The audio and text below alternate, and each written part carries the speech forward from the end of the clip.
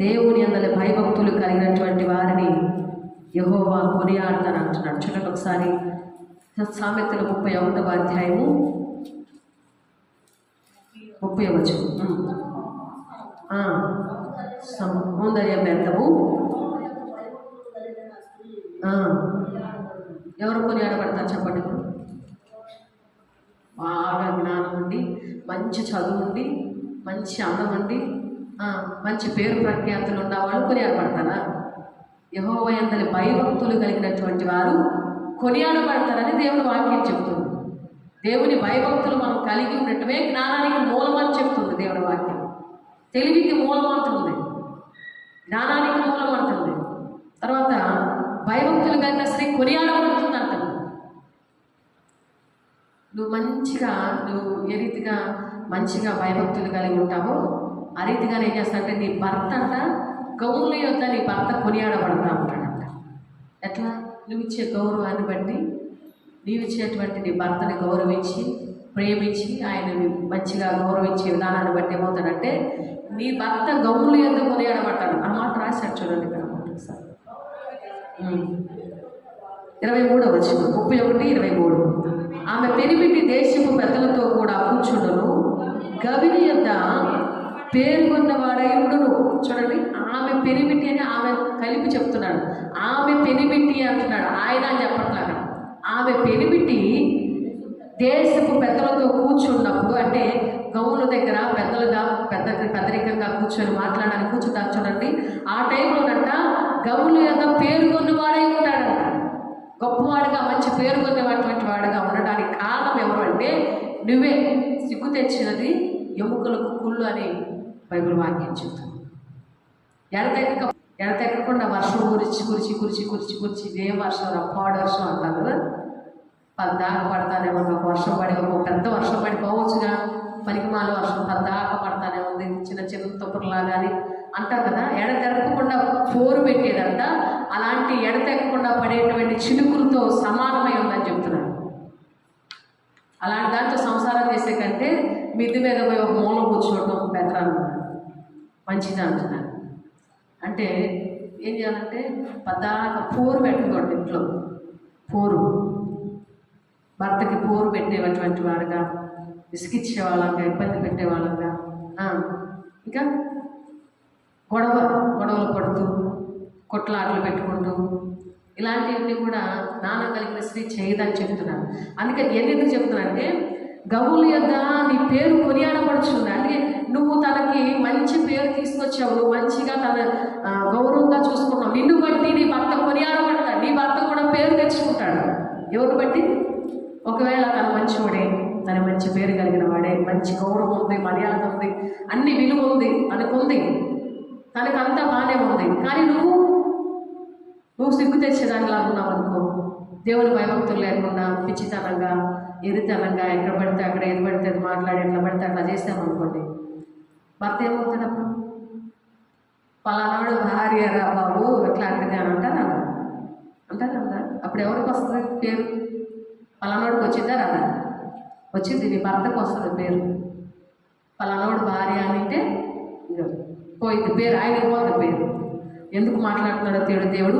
అందుకని మనం ఏం చేయాలంటే మనము సిగ్గు తెచ్చే వారం ఉండకూడదు. సిగ్గు తెచ్చేది ఎముకలకు కుళ్ళుగా ఉంటుందని బైబిల్లో మనకు సామెతల్లోనే ఉన్నాయి మంచి మంచి మాటలు.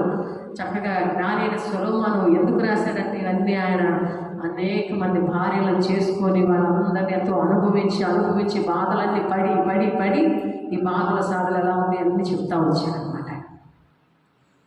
అందుకని మనము యెహోవా యొక్క భయభక్తులు కలిగిన స్త్రీ కొనియాడబడని చెప్పి ఎందుకు చెప్పాను ఈ మాట? దేని నిమిత్తం చెప్పుకున్నాం? హన్నా గురించి చెప్పుకున్నామా? హన్నా ఏం చేసిందంట? ప్రార్థించింది. బిడ్డకు మంచిగా దేవుని మాటలు నేర్పించింది. దేవుని మాటలు నేర్పించినప్పుడు చిన్నప్పుడు ఏం నేర్పిస్తామంటే మనం అనుకుంటున్నామని చెప్పే కదా. అలాగే మరి సమయాలు కూడా ఎంత చిన్నప్పుడు చెప్పిందాం? పాలు విడిచేటప్పుడు ఎంత చిన్నపిల్లడు పాలు విడిచేటప్పుడు చిన్న పసిపిల్లలైనా ఉండేవాళ్ళు, పాలు తాగే పిల్లలు పసిపిల్లలే కదా. మరి ఆ పాలు తాగేటప్పుడు ఆ బిడ్డకు పసిబిడ్డకి ఆమె ఎలా చెప్పగలిగింది? మనం ఏమంటాము, చిన్నపిల్లలు ఇప్పుడు పిల్లలు అప్పుడప్పుడు ఈ నెలల పిల్లలు మాటలు నేర్చుకుంటప్పుడు ఆ పిల్లలకి ఏది మనం చెప్తే హల్లో చెప్పినానా అంటే హల్లో చెప్తాను, చప్పట్లు కొట్టినానా అంటే చప్పట్లు కొడతాను. అప్పటి వరకే. ఆ తర్వాత చప్పట్లు లేవు, హల్లలో లేదు, పాటలు లేదు, ప్రార్థన లేదు. ఇక ఆ తెలిసి తెలియని వయసులో మనం ఏదో చెప్తే 2 మాటలు చెప్తారు. ఆ తర్వాత ఇక నేర్పించాం మనం పిల్లలకి. తెలిసి తెలియని వయసులో ఏదో అప్పుడప్పుడు నేర్చుకున్నప్పుడు అయితే నేర్పిస్తాం వారిని. తర్వాత ఏది పడితే అది నేర్పించేస్తాం. ఇక ఏది సినిమాల్లో ఏది వస్తే అదే, సీరియల్లో ఏది వస్తే అదే, ఏది కొత్తగా డైలాగులు వస్తే అవి డైలాగులు. ఆ డైలాగ్ తగ్గేదే లేదా అంటారు. ఏదది? ఇక ఇట్లాంటి డైలాగులు అన్నీ ఉంటాయి, చాలా చాలా ఉంటాయి డైలాగులు. ఎన్ని పిల్లలకి నేర్పు వాళ్ళు చెప్తూ మాట్లాడుతూ ఉంటే నోటితో చక్కగా ఆలకించి సంతోషపడిపోయి పొంగిపోతూ ఉంటారు. ఏంటది? ఇవి నేర్చుకోవటం పిల్లలకి మంచిది. మనకి ఏది నేర్చుకుంటే మంచిది మన పిల్లలకి చెప్పండి? మంచిగా దేవుని మాటలు వాళ్ళకి చక్కగా దేవుని కంఠోపాఠం, దేవుని వాక్యాలు కంఠోపాఠం నేర్పిస్తే, నాన్సీకి చిన్నప్పుడు వాళ్ళు అంత నేర్పించింది శైలి. ఏమో నేర్పించిందంటే 23వ కీర్తన చెప్తా ఉంటాయి. కొన్ని మాటలు ఇట్లా చెప్తా ఉంటే అలవాటు అవుతుందని 23వ కీర్తన, యెహోవా నా కాపరి, నాకు లేమి కలగదు, పచ్చికల చోట్ల ఆయనను పరుణ చేయించున్నాడు, శాంతికరమైన జలములతో ఆయన నడిపించున్నాడు, గాఢాంధకారపు లోయలో నేను సంచరించిన ఏ అపాయములకు నేను భయపడను అనే మాట చెబుతూ ఉంటే కొన్ని మాటలు చెప్పి దానికి కంఠోపాఠం చేసి చెప్పేసేది. మళ్ళీ ఒకటే చెప్తూ ఉండేది ఆ మాట. తర్వాత ఇట్లా చిన్న చిన్న మాటలు 103వ కీర్తన లేకపోతే కొన్ని మాటలు కంఠోపాఠం చేపిస్తూ ఉంటే చక్కగా చెప్తూ ఉండేది. యేసయ్య ఎక్కడున్నాడో చెప్పమాట చిన్న వీడియో కూడా పెట్టి యూట్యూబ్లో కూడా పెట్టింది శైలి ఛానల్లో. చిన్న 2-3 వీడియోలు. యేసయ్య ఎక్కడున్నాడో చెప్పమ్మా అంటే, యేసయ్య ఎక్కడుంటాడు? నాలో ఉన్నాడు, నా లోపల ఉన్నాడు అన్నట్టు. ఇంకెక్కడున్నాడంటే పైన కూడా ఉంటాడని చెబుతున్నా. చక్కగా దేవుని మాటలు చిన్న చిన్న మాటలు అట్లా నేర్పించి, ఎందుకు నేను గొప్పగా చెప్పడం కాదు, ఎందుకంటే చిన్నప్పుడు అలాంటి చిన్న చిన్న మాటలు నేర్పించాలి పిల్లలకి. మనం చక్కగా దేవుని మాటలు నేర్పిస్తూ ఉంటే వాళ్ళు ఏం చేస్తారంట, ఎదుగుతూ ఉంటారు, దేవునిలో ఎదుగుతూ ఉంటారు. దేవుని వాక్యంలో, దేవుని ప్రార్థనలో, దేవుని మాటలో, దేవుని భయభక్తుల్లో వారు ఎదుగుతూ ఉంటారు. సమయాలు ఏం చేశారంటే, ఏలి యాజకుని ఎదుట ఎదుగుతూ ఉన్నాడు దేవుని మందిరంలో. ఏలి దగ్గర ఏం చెప్తాడు? ఏలి లోకపు మాటలు ఏం చెప్తాడా? ఏలి యాజకుడు సేవకుడు ఏం చెప్తాడు? దేవుని మందిరంలో తీసుకొస్తే సేవకుడు ఏం చెప్తాడంటే దేవుని మాటలు చెప్తాడు. దేవుని మాటలు చెప్పినప్పుడు ఆ దేవుని మాటలు వింటూ వింటూ వింటూ దేవుని వాక్యం వింటూ ఉన్నప్పుడు ఆయన విశ్వాసం బలపడిన కొలది ఆయన మనుషుల దయలో, దేవుని దయలో వర్ధిల్లుచూ ఉన్నాడు. మనం దేవుని మందిరానికి పంపిస్తామా? బిడ్డల్ని మందిరానికి పంపిస్తామా? చావుకుల దగ్గర పంపిస్తామా? అమ్మో, మా పిల్లోడు పని చేయడం ఏంటి అసలుకి?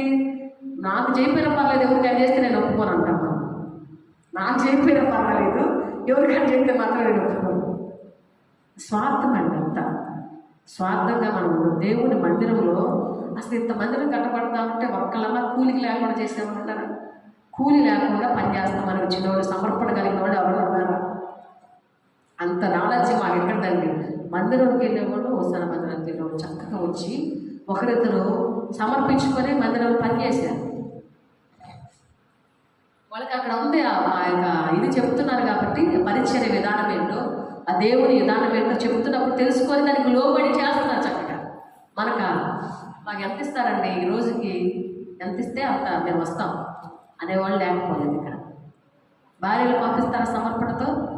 భార్యలు కొంతమంది అయినా, అమ్మా అయ్యా ఇల్లు మందిరం పనిచేయి, ఈరోజు ఒకరోజు పని చేస్తే, దేవుని పని చేస్తే మనకు ఆశీర్వాదం, దేవుని పరిచయం చేస్తే మనకు ఆశీర్వాదం. ఈ 1000 రూపాయలు ఎటు వస్తే ఉంటాయో, ఎటుపోతాయో ఏమవుతాయో తెలియదు. దేవుని మందిరం పని చేస్తే మనకు ఆశీర్వాదం అని ఎవరైనా పరిచయం చేసేవాడు ఉన్నారా? దేవుని మందిరం పని జరిగేటప్పుడు ఇటుకలు పోయటానికో, రాళ్ళు పోయటానికో, ఇసుక పోయటానికో, లేకపోతే పైకి కింద పైకి పోయటానికో, లేకపోతే కట్టేటప్పుడు నేను అందించడానికో, ఏదో ఒక పని చేయడానికి, పరిచయం చేయడానికి పంపిస్తాము. మనం డబ్బులు లేదో ఒక అడుగు కూడా లేదు, ఆలోచనే లేదు.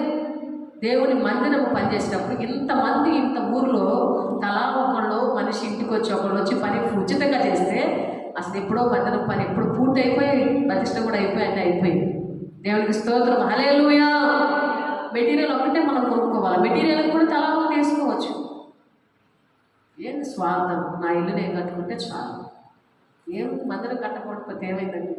యెహోవా మందిరము, దేవుని మందిరం ఒక మందస్థంలాగా గ్రామం మధ్యలో మన కొరకు దేవుడు మంచిగా కట్టడానికి దేవుడు కృప చూపించాడు. ఒక మందస్థంలాగా మందిరం ఉండటం ఎంత ఆశీర్వాదం మనకి. మందిరంలో దేవుడు నివాసం ఉంటాడు. మందిరం అంటే ఏంటి? ఏం చెప్పండి? మందిరం అంటే ఏంటి? దేవుడు నివాసం ఉండే స్థలము. ఇది పరిశుద్ధమైన స్థలము. ఇది అపవిత్రమైనది కాదు, పరిశుద్ధమైన స్థలం. దేవుడు నివాసం ఉంటాడు. ఇక్కడ దేవుడు నివాసం ఉంటాడు. దేవుని సభలు ఎవరు వచ్చి ఇక్కడ ప్రార్థన చేసుకుంటే అక్కడ వారికి విడుదల అవుతుంది. దేవుని దూతలు సంచరిస్తున్నాయి మన చుట్టూ. ఇక్కడ ఆయన దూతలు ఇక్కడ చుట్టూ ప్రాకారంలాగా ఈ మందిరం చుట్టూ 9 దేవదూతలు ఉన్నారంట. 9 మంది దేవదూతలు ఉన్నారు. ఒక సేవకుడు చెప్పాడు, మందిరం చుట్టూ 9 దేవదూతలు ఉన్నారమ్మా ఇక్కడ అని చెప్పారు. మీరు పనిచేస్తున్నటువంటి మందిరం చుట్టూ 9 దేవదూతలు పనిచేస్తున్నాయి ఉన్నారు అక్కడ అని చెప్పారు. పెద్ద సేవకుడు చెప్పారు. చూడండి, ఆ దేవదూతలు సంచరించేటువంటి స్థలంలో, ఈ మందిరం ఉన్నటువంటి స్థలంలో మనం ఏం చేస్తున్నాం? మందిరం కోసం పరిచయం చేయాలన్నా కానీ, మందిరం కోసం ఒక పైసా ఇవ్వాలన్నా కానీ, మందిరం కోసం ఏదైనా ఒక పని చేయాలి. ఓడవాలంటే ఊడ్చేవాళ్ళే ఓడవటమే, కడగాలన్నా ఓడవాలన్నా, ఏదైనా బలలో చేసేటువంటి చిన్న చిన్న గుడ్లు కడగాలన్నా ఆడే ఎప్పుడు కడిగేవాళ్ళే, ఓడవాలన్నా ఎప్పుడు ఊడ్చేవాళ్ళే, పట్టణం అంతేయాలన్నా ఎప్పుడు ఎత్తేవాళ్ళే. రేపు మనం కూడా చేస్తే ఏమవుతుంది చెప్పండి? మనకే ఆశీర్వాదం అది. అందుకని పరిచర్య ఇప్పుడు చెప్పేది. ఎందుకంటే నేనేం చెప్తున్నాను ఇప్పుడు ఇవాళ పరిచర్య, నేను మెసేజ్ ఏంటి ఇవాళ అంశం పరిచర్య గురించి చెప్తున్నాను. అందు గురించి నేనే చెప్తున్నాను. సమయంలో ఏం చేశాడు? మందిరంలో పరిచర్య చేశాడు. మందిరంలో పసిబాలుడుగా ఉన్నప్పుడు తల్లి పాలు విడిచినప్పుడు తీసుకొచ్చి మందిరంలో వదిలిపెడితే అక్కడనే మొక్కి సాగిలపడి నమస్కరించి దేవుడికి ప్రార్థన చేసి ఏలి యాజకుని ఎదుట పరిచర్య చేశాడు. ఏలి యాజకుని ఎదుట పరిచర్య చేశాడు. చదివా మాట్లాడారు ఒకసారి. మొదటి సమయాలు 3వ అధ్యాయం 1వ వచనం.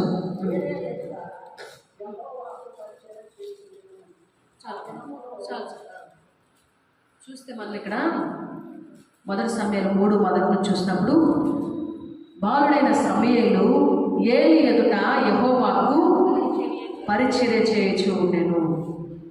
ఆ దినములలో యెహోవా వాక్కు ప్రత్యక్షమగుట అరుదు, ప్రత్యక్ష తరచుగా తటస్థించడం లేదు. ఆ కాలమందు ఏలి కనులు మంద దృష్టి అయినందున అతడు చూడలేక తన స్థలమునందు పండుకొని ఉండగా దీపము ఆరిపోక మునుపు సమయలు దేవుని మందసమున యెహోవా మందిరములో పండుకొని ఉండగా యెహోవా సమయలను పిలిచెను. అతడు చిత్తపడి నేనున్నానని చెప్పి ఏలి దగ్గరకు పోయి, నీవు నన్ను పిలిచితివి కదా, నేను వచ్చితినెను. అతడు నేను పిలవలేదు, పోయి పండుకొనమని చెప్పగా అతడు పోయి పండుకొను. యెహోవా మరణ సమయలను పిలవగా సమయలు లేచి ఏలి యొద్దకు పోయి, చిత్తము నీవు నన్ను పిలిచితివని కనుక నేను వచ్చితినెను. అయితే అతడు, నా కుమారుడా, నేను నిన్ను పిలవలేదు, పోయి పండుకొనమన్ను. సమయలు అప్పటికి యెహోవాను ఎరుగకుండెను. యెహోవా వాక్కు అతనికి ఇంకనూ ప్రత్యక్షము కాలేదు. యెహోవా 3వ మారు సమయలను పిలవగా అతడు లేచి ఏలి దగ్గరకు పోయి, చిత్తము నీవు నన్ను పిలిచితివే, ఇదిగో నేను వచ్చితిననగా ఏలి యెహోవా ఆ బాలుని పిలిచినని గ్రహించి, నీవు పోయి పండుకోము, ఎవరైనా నిన్ను పిలిచిన ఎడల యెహోవా నీ దాసుడు ఆలకించున్నాడు, ఆజ్ఞ ఇమ్మని చెప్పమని సమయలుతో అనగా సమయలు పోయి తన స్థలమందు పండుకొనెను. తర్వాత యెహోవా ప్రత్యక్షమై నిలిచి ఆ రీతిగా సమయలు అని పిలువగా, సమయలు నీ దాసుడు ఆలకించున్నాడు, ఆజ్ఞాపించుమనెను. అంతటా యెహోవా సమయలుతో ఇలాగ సెలవిచ్చెను, ఇశ్రాయేలులో నేను ఒక కార్యము చేయబోచున్నాను, దానిని వినువారందరూ చెవులు కింగురుమను. ఆ దినమందు ఏలి యొక్క ఇంటి వారిని గురించి నేను చెప్పినదంతయు వారి మీదకి రప్పిత్తును, దాన్ని చేయి మొదలుపెట్టి దాన్ని ముగిత్తును. దేవునికి స్తోత్రం, హల్లెలూయా. ఏమని చెప్పాడంటే ఇక్కడ సమయలతో దేవుడు మాట్లాడుతున్నాడు. ఎప్పుడు మాట్లాడాడు సమయలతో దేవుడు? ఏలి ఎదుట పరిచర్య చేస్తూ, దేవుని మందిరములో ఉంటూ, దేవుని మాటలు వింటూ, దేవుని సేవకుని దగ్గర పరిచర్య చేస్తూ, దేవుని సన్నిధిలో ఎదుగుతూ ఉన్న సమయంలో లోకంలో పడి తిరుగుతూ ఉంటే దేవుడు మాట్లాడటం. మన బిడ్డల్ని లోకానికి పంపించేసి, స్కూళ్ళకు పంపించి, కాలేజీలో పంపించండి, కథలట్లా చదివించండి. దానికంటే ప్రాముఖ్యంగా ముందు మనము దేవుని బిడ్డలకి దేవుని సన్నిధికి రావటం, దేవుని సన్నిధిలో ఎదగటం, దేవుని సన్నిధిలో సేవకులతో పాటు కలిసి పరిచయంలో ఎదగటము, దేవుని మందిరంలో ఎదగడం వారికి నేర్పించాలి. అప్పుడు వారు దేవుని స్వరాన్ని వినగలుగుతారు. అలాగే సమయాలు దేవుని ఎదుట, దేవుని సేవకుని ఎదుట ఎదుగుతూ పరిచయం చేస్తూ మందిరంలో ఎదుగుతూ ఉన్నప్పుడు దేవుడు ఒక రోజు సమయంతో మాట్లాడాడు. సమయాలను పిలుస్తున్నప్పుడు దేవుని స్వరం సమయాలకు వినపడతా ఉంటే సమయాలు ఏం తిన్నారు అవన్నీ మాట్లాడటం ఏంటో ఆయన తెలియదు. అంతవరకు ఎప్పుడు కూడా సమయాలు స్వరం వినలా, దేవుని స్వరము అంతకుముందు ఎప్పుడు వినలా. ఫస్ట్ టైం వింటున్నాడు. ఫస్ట్ టైం దేవుని స్వరం ఏంటంటే ఆయనకి అప్పుడు ఆ స్వరం ఏంటో తెలియదు. అసలు ఎవరు మాట్లాడుతారో తెలియనటువంటి సమయంలో ఆయన ఏం చేస్తాడంటే, ఆయన మాట్లాడుతున్న నా యాజకుడు మా సేవకుడు అనుకొని ఏలీ దగ్గరికి వెళ్ళిపోయి అడుగుతున్నాడు, అయ్యా నన్ను పిలిచావా? చిత్తం ప్రభా నేను వచ్చాను అంటున్నాడు. నేను ఆలోచిస్తున్నాను, నేను వచ్చానయ్యా, నన్ను పిలిచావు కదా, నేను వచ్చానని చెప్తున్నాడు ఆయన. అంటే ఆయన ఏమంటున్నాడు, నేనెప్పుడు పిలిచానయ్యా, నేనేం పిలవలేదే నిన్ను అని అంటున్నాడు. ఆయన 2 సార్లు పిలిచినప్పుడు అలాగే వెళ్ళాడు. అలాగే అని అంటున్నాడు, నేను పిలవలేదు అంటున్నాడు. 3వసారి కూడా వెళ్ళాడు. 3వసారి కూడా ఆయన పిలిచినప్పుడు 3వసారి కూడా వచ్చినప్పుడు అంటున్నాడు ఆయనక ఏమన్నాడంటే, నువ్వు యెహోవా నీవు పోయి పండుకొనము. అది ఎన్నో వచ్చిన చూడమ్మా, 9వ వచనం. నీవు పోయి పండుకొనము, ఎవరైనా నిన్ను పిలిచినట్లా యెహోవా నీ దాసుడు ఆలకించుచున్నాడు, ఆజ్ఞ ఇమ్మని చెప్పమని సమయాలతో అనగా. చూడండి, నువ్వు పోయి పండుకో, ఎవరైనా నేను పిలిస్తే యెహోవా నీ దాసుడు ఆలకించున్నాడని ఆజ్ఞ ఇమ్మని చెప్పమని చెప్పాడు. ఇప్పుడు ఇంకేమన్నాడంటే, అప్పుడు సమయంతో దేవుడు ఏమి జరగబోతుందో ఏలీ గురించి, ఏలీ కుటుంబం గురించి, సేవకుని కుటుంబం గురించి సమయానికి పైకి వచ్చాడు దేవుడు. ఏలీ గురించి, ఏలీ కుటుంబానికి జరగబోతున్న సంగతులు సమయానికి బయలుపరిచాడు. ఈయన సేవకుడు కాదు, ఈయన తల్లి సేవకురాలు కాదు, ఆయన తండ్రి సేవకుడు కాదు, ఆమె తండ్రి సమయాలు తండ్రి సేవకుడు కాదు, సమయాలు తల్లి సేవకురాలు కాదు, వాళ్ళు పెద్ద ఉన్నతమైన కుటుంబం నుంచి పేరు ప్రఖ్యాతి కలిగినటువంటి కుటుంబం నుంచి వచ్చిన వాళ్ళు కాదు. ఒక సామాన్యురాలైనటువంటి స్త్రీ అన్న, ఒక సామాన్యురాలు. అలాంటి స్త్రీ గర్భముల నుంచి వచ్చిన కుమారుడు సమయాలతో దేవుడు మాట్లాడాడు. అలాంటి సమయంతో దేవుడు మాట్లాడడానికి కారణం ఏంటంటే, ఆయన దేవుని మందిరములో ఎదుగుతూ ఉన్నాడు. సేవకుని ఎదుట పరిచర్య చేస్తూ ఉన్నాడు. దేవుని ఎదుట, దేవుని సేవకుని ఎదుట పరిచర్య చేశాడు. కనుకనే దేవుడు మాట్లాడాడు ఆయనతో. దేవుడు మాట్లాడాలని మనం కూడా అడుగుతాం పదే దేవుడు నాతో మాట్లాడాలి, దేవుని స్వరం వినాలి, నేను అడుగుతాను. నేను అడిగాను ఒకరోజు, మీరు అడిగారు, నేను అడిగాను. దేవుడు ఒకరోజు నాతో కూడా మాట్లాడాడు. నమ్ముతారా మీరు? దేవునికి స్తోత్రం, హల్లెలూయా. నిజంగా మీరు నమ్ముతారో నమ్మకపోతారో దేవునికి స్తోత్రం. చిన్న మందిరం ఉన్నప్పుడు చక్కగా నేను ప్రార్థన చేసుకుంటూ ఉండేదాన్ని ఎక్కువ. ఎందుకంటే పక్కనే మాకు గదిగా ఉండేది కాబట్టి ఈ మందిరం తలుపు తీసుకొని ఎప్పుడు ఎక్కువగా ప్రాంతంలో ఉంటూ ఉండేదాన్ని. మందిరంలో కూర్చొని ఎక్కువ ప్రార్థన చేసుకుంటా, మందిరంలో కూర్చుంటా ఉన్నప్పుడు ఒకరోజు ఇట్లాగే నేను దేవుడిని అడుగుతా ఉన్నాను, నేను స్వరం వినాలయ్యా, నాతో మాట్లాడాలయ్యా, నీ స్వరం నేను వినాలయ్యా అని ప్రార్థన చేస్తాను. సమయంలో మధ్యాహ్నం పూట దాదాపు 5 నిమిషాల దాకా 3 అవుతుంది టైం చూసుకున్నాను. తర్వాత గడియారం ఉంటుంది కదా లోపల మందిరంలో. చూసుకున్నప్పుడు ఒక కిటికీ ఉండేది, చిన్న కిటికీ. ఇక్కడ మనం మైక్ పెట్టుకున్న దగ్గర చిన్న కిటికీ ఉండేది, గుర్తుందమ్మా మీకు? ఆ చిన్న కిటికీలో నుంచి వచ్చి పాస్టర్ గారు మన పాస్టర్ గారు వచ్చి, అమ్మా నేను పిలుస్తున్నారని చెప్పేసి పిలిచాను.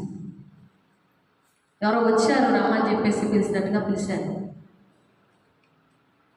మాట్లాడాడు ఆయన వచ్చి, అమ్మా అని చెప్పి పిలుస్తూ ఉంటే ఏంటి పాస్టర్ గారు ఎవరైనా చుట్టాలు ఎవరైనా వచ్చారా, లేకపోతే ఇంకెవరైనా వచ్చారని పిలుస్తున్నారేమో అని చెప్పేసి నేను అనుకుని తులిపడి లేచాను. ప్రార్థన చేసుకుంటూ అప్పుడే కన్నట్టుగా దర్శనం కనపడింది. స్పష్టంగా మనిషి చక్కగా స్వరము చక్కగా వినగలిగింది. దేవుని కృప బట్టి ప్రార్థనలు ఎక్కువగా ఉంటూ ఉన్నాను.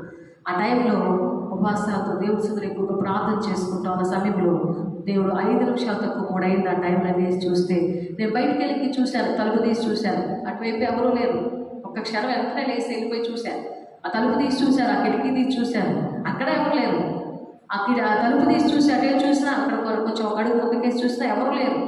ఆ చుట్టుపక్కల ఎవరూ లేరు అక్కడ. కానీ దేవుని స్వరము వినపడింది. ఏమని? అమ్మా లే, చూడు ఎవరు వచ్చారు అన్నట్టుగా పిలిచారు. పిలిస్తే ఏంటి పాస్టర్ గారు పిలుస్తున్నాడా అని చెప్పి చూస్తే అక్కడే ఎవరు లేరు. తర్వాత నేను ప్రార్థన ముగించుకొని వెళ్ళిపోయి అడిగాను పాస్టర్ గారు. ప్రార్థన ముగించుకున్న తర్వాత కొంతసేపు నేను ఆ ప్రార్థన ఎంతసేపు గడపాలనుకున్నాను, అంతసేపు 5 గంటలకో లేకపోతే ఎంతో. ఆ తర్వాత వెళ్ళి అడిగాను. అడిగితే నేను ఎప్పుడు పిలిచానమ్మా, నేను రాలేదే, నేను పిలవలేదే అన్నాడు. ఇప్పుడు ప్రత్యక్షంగా పాస్టర్ గారు ఇక్కడే ఉన్నాను అడగను. 2 సార్లు అలా జరిగింది, 2 సార్లు అట్లా జరిగింది. పాస్టర్ గారు నేను అట్లా వెళ్ళి అడిగినప్పుడు అయ్యో నేను రాలేదు కమ్మా, ఏంటికైనా మర్చిపోయాడా ఏంటి పాస్టర్ గారు, నేను రాలేదంటాడేంటి, అసలుకి నాకేం వినపడింది. ప్రత్యక్షంగా నేను వచ్చి చూశాను, మనిషి ఇట్లా వచ్చి నన్ను పిలవటం కూడా చూశాను, నేను విన్నాను, ఏంటి నన్ను రాలేదంటాడేంటి అసలు. కానీ నేను ఆశ్చర్యపడుతున్నాను. నేను ఆశ్చర్యపోయి ఎవరి పాటు ఏదంటారు కదా, ఎవరి పాటు తనతో ఏదో ఆ ప్రమేయం వల్లే అనుకొని మెలకు ఊరుకున్నాను. 2 సార్లు నేను అట్లా విని, 2 సార్లు నేను విని అలా మెలకు ఊరుకున్నాను. ఒకరోజు పాస్టర్ గారు చెప్తున్నాను, పెద్ద దైవజనం, ఆయనకంటే ఇట్లానే దేవుడి స్వరం వినపడుతూ ఉంటుందంట అప్పుడప్పుడు. ఎట్లా అంటే 3 గంటల సమయంలో, తెల్లవారుజామున 3 గంటల సమయంలో ప్రార్థన చేసుకునే సమయంలో ఆయన ఒక్కొక్కసారి ప్రార్థన చేసుకుని అలా పడుకుంటాడంట ప్రేయర్ టవర్లో. ఆయన పడుకున్న టైంలో ఎవరో ఒక సేవకులు, ఆయన దగ్గర జూనియర్ పాస్టర్స్ ఉంటారు, ఆ పాస్టర్ గారు వచ్చి ఎవరో వచ్చి అట్లా తలుపు కొట్టి, అయ్యా అమ్మగారు పిలుస్తున్నారండి మిమ్మల్ని, పాస్టర్ గారు అమ్మగారు మిమ్మల్ని పిలుస్తున్నారండి అని చెప్పి తలుపు కొట్టేవాళ్ళంట. వచ్చి కాలికి వెళ్ళి కొట్టేవాళ్ళంట. ఒకసారి తలుపు కొట్టి అమ్మగారు మిమ్మల్ని పిలుస్తున్నారండి అని ఇట్లా పిలిచేవాళ్ళంట. పిలుస్తున్నారంటే అప్పుడు ఆయన వేసి తెలిపడి చూస్తే బయటకు వచ్చి తలుపు తీస్తే ఎవరు ఉండేవాళ్ళు కాదంట. ఒక్కోసారి కాలికి వెళ్ళి కొట్టేవాళ్ళంట, దేవుని దూతలు వచ్చి కొట్టేవాళ్ళేమో. ఆ టైంలో కరెక్ట్గా 3 అవుతున్న టైంలో ప్రేర్ చేసుకోవడానికి దేవుడు లేపుతూ ఉండేవాడు. అట్లాగా ఆ 2 సార్లు నేను ఆ స్వరం విన్నది. నేను ఒక సేవకుడు ప్రార్థన చేస్తాను, నేను దేవుడు స్వరం వినాలనుకున్నానండి, ప్రార్థన చేయండి అని చెప్పాను. ప్రవక్త ఆయన చెప్పాడు, నువ్వు 2 సార్లు దేవుడి స్వరం విన్నావమ్మా అని చెప్పాడు. దేవుడు 2 సార్లు దేవుడి స్వరం విన్నామన్నాడు. ఇదేంటి నాకు తెలియకుండా నేను ఎప్పుడు విన్నానా నేను అనుకుంటున్నాను. నాకు తెలియదు కదా, మొదటిసారి దేవుడి స్వరం వినటం అది. నాకు తెలియదు ఆ దేవుడి స్వరం అనేది. ఇది దేవుడి స్వరం, దేవుడు ఇలా మాట్లాడుతున్న సంగతి నాకు తెలియదు. అలాగే సమయానికి దేవుడు మాట్లాడుతున్న సంగతి తెలియట్లా. దేవుడు యాజకుడు మాట్లాడుతుంటే దేవుడు అనుకోవట్లేదు. ఆయన దేవుడు అంటే ఎలా మాట్లాడితే ప్రత్యక్షంగా ఓ గంభీర ధ్వనితో పెద్ద ఆకారంతో వచ్చి మాట్లాడతాడు అనుకోకడు. మెల్లని స్వరంతో మాట్లాడతాడు. చక్కగా నీ సేవకుడు రూపంలో వస్తాడు, ఒక్కోసారి కళల రూపంలో వస్తాడు. కళల రూపంలో సేవకుడు వచ్చి మిమ్మల్ని ముట్టినట్టుగా, మీకు ఏదో బలహీనత ఉంటే పోయినట్టుగా, మిమ్మల్ని ఏదో బలహీనతలో ఏదో సమస్యలో ఉన్నప్పుడు వచ్చి మిమ్మల్ని ఆదరించినట్లుగా, మంచి మాట ఏదో మీకు బలపరిచే మాట చెప్పినట్టుగా మీ సేవకుడు వచ్చి నీతో మాట్లాడినట్టుగా కనిపిస్తుంది మీకు. ఎవరు వస్తారు? దేవుడు రాడు ప్రత్యక్షంగా. ఒక సేవకుల రూపంలో, లేదా చిన్న బిడ్డ రూపంలో, లేకపోతే ఒక పెద్ద వృద్ధాప్యంలో ఉన్నటువంటి పెద్దవాళ్ళ రూపంలో దేవుడు అట్లా కనిపిస్తూ ఉంటాడు. దర్శనాల రూపంలో కనిపిస్తూ ఉంటాడు, మాట్లాడుతూ ఉంటాడు. అట్లాగా దేవుడి స్వరం 2 సార్లు విని కూడా నేను గ్రహించుకోలేకపోయాను. మొదటిసారి కాబట్టి అది గ్రహించుకోలేదు. కానీ దేవుడి స్వరాన్ని ప్రత్యక్షంగా విన్నాం. అట్లా వింటాము, తప్పకుండా దేవుడి స్వరం వింటాం. మనం కనిపెట్టి ప్రార్థన చేస్తే దేవుని స్వరాన్ని తప్పకుండా మనం వింటాం. దేవుడు వినటానికి కొరకు చూపిస్తాడు. సమయం దేవుని స్వరాన్ని 4 సార్లు విన్నాడు. 4వసారి ఆయన తెలుసుకొని చెప్పాడు. 3 సార్లు గ్రహించుకోలేకపోయాడు. 4వసారి అన్నాడు, 4వసారి కనుక దేవుడు నీతో మాట్లాడితే, ఇదిగో ఎవరైనా నీతో మాట్లాడితే నీ దేవుడైన నీ దాసుడు ఆలకించున్నాడు, ఆజ్ఞాపించమని చెప్పినప్పుడు ఆ దాసుడు ఆలకిస్తున్నాడని చెప్పి ఆ మాట, ఆయన చెప్పిన మాట ప్రకారం ఏలి యాజకునికి తన కుమారులకి జరగబోతున్న సంగతులు బయలుపడారు. అయితే ఏలి యాజకుని కుమారుడికి లేనటువంటి గొప్ప ధన్యతను హన్నాకిచ్చిన కుమారుడైనటువంటి సమయానికి దేవుడు కృపనిచ్చి దేవుడి ప్రత్యక్షతను అనుగ్రహించాడు. దేవుడి స్వరాన్ని వినే కృపనిచ్చాడు. ఎందుకు చెప్తున్నాను ఈ మాట చెప్పండి? ఎందుకు? దేవుని పరిచయంలో ఉన్నటువంటి గొప్పతనం. దేవునిలో, దేవుని మందిరంలో ఎదిగినప్పుడు, దేవుని పరిచర్య చేసినప్పుడు, దేవుని సేవకులతో కలిసి పరిచయంలో ఎదుగుతూ ఉన్నప్పుడు దేవుడు ప్రత్యక్షపరచబడుతూ ఉంటాడు. మనకి దేవుడు స్వరాన్ని మనకు వినిపింపచేస్తాడు. దేవుడి స్వరం మనం విన్నప్పుడు మనకి ఏం జరగాలో, మన కుటుంబంలో ఏం జరగబోతుందో, మనకి ఏం తెలియపరచాలనుకుంటాడో దేవుడు మనకి అవన్నీ కూడా దేవుడు బయలుపరచునుగాక. తప్పకుండా ఎప్పుడు చేస్తాడండి ఇవన్నీ అంటే ఎక్కువగా ప్రాంతంలో గడపాలి, దేవుడితో సహవాసం చేయాలి, దేవుడితో సహవాసం చేయాలి, దేవుడితో ప్రార్థనలో గడపాలి, దేవుని సన్నిధిలో పరిచర్య చేయాలి, దేవుని మందిరంలో పరిచర్య చేయాలి, మన బిడ్డలకు పరిచర్య చేయడం నేర్పించాలి. అప్పుడు మన బిడ్డలు ఏమవుతారంట, దేవునిలో గొప్పవారు ఉండుగాక. ఆమె మన బిడ్డలకి లోకానుసారమైనవి అనేకమైన చదువులని, స్టడీస్ అని, ఓవర్ స్టడీస్, ఇంకేంటిది స్టడీ అవర్స్, స్కూల్ చాలకు మళ్ళీ స్టడీ అవర్స్ అని పెడతాము, మరి ఇంకా ట్యూషన్ ఇప్పిస్తాము, ఇంకా ఇప్పించి రకరకాలుగా అన్నీ ఇప్పిస్తాము. ఇవన్నీ ముఖ్యం కాదు, కానీ ఇవన్నీ చదివించండి కాదనట్లేదు. వాటన్నిటికంటే ప్రాముఖ్యమైనది దేవుని సన్నిధిలో, దేవుని మందిరంలో పరిచయం చేయడం బిడ్డలకు నేర్పించాలి.